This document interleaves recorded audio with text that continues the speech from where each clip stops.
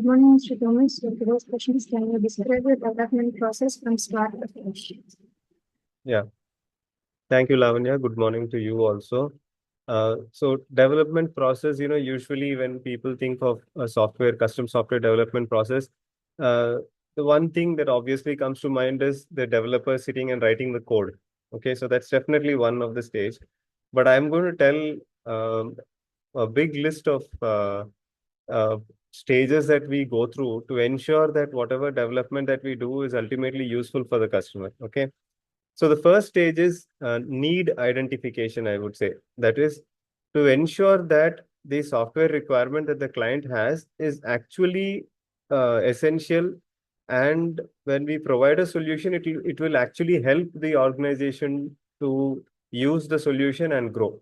So the first step is need identification, because not every need is actually it qualifies to convert as a solution or qualifies to the need for a software. Okay, not every need really needs a software. Probably a small change in the way the organization is conducting their business is sufficient. Okay, so the first step is need identification.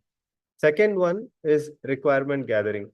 So once we've identified the need, then we are trying to understand the exact requirement, the various challenges that they are going through, what should the solution try to solve, and who are the stakeholders involved, the users involved. So the complete requirement gathering is the second phase.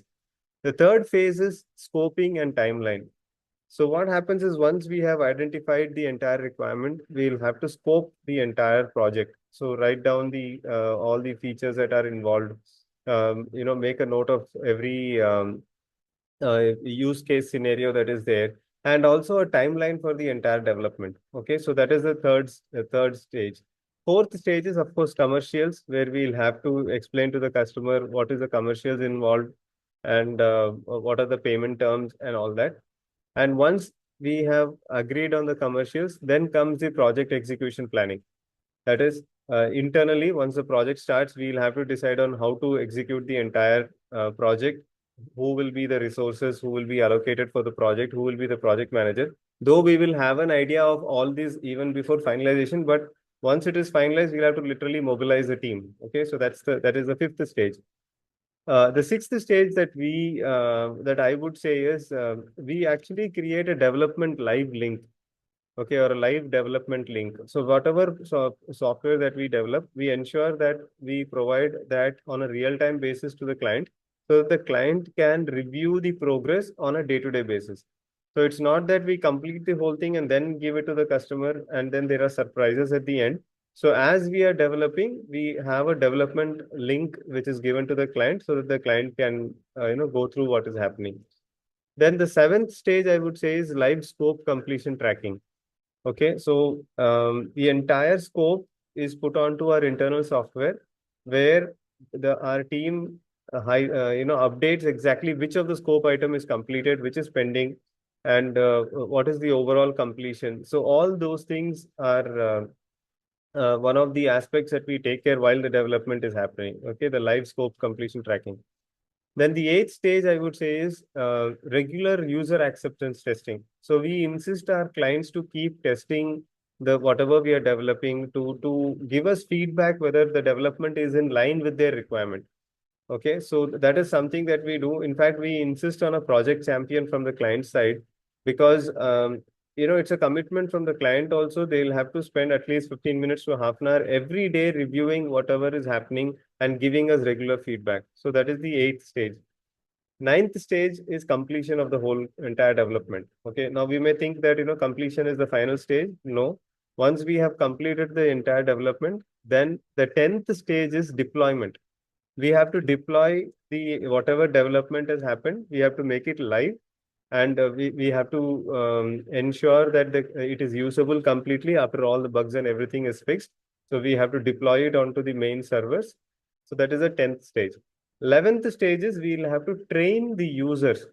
See, though a project champion was involved and probably the key stakeholders were involved while developing the whole software, but the rest of the team, let's say there are 50 or 100 or 200 team members, they might not really know everything about the software once it is deployed.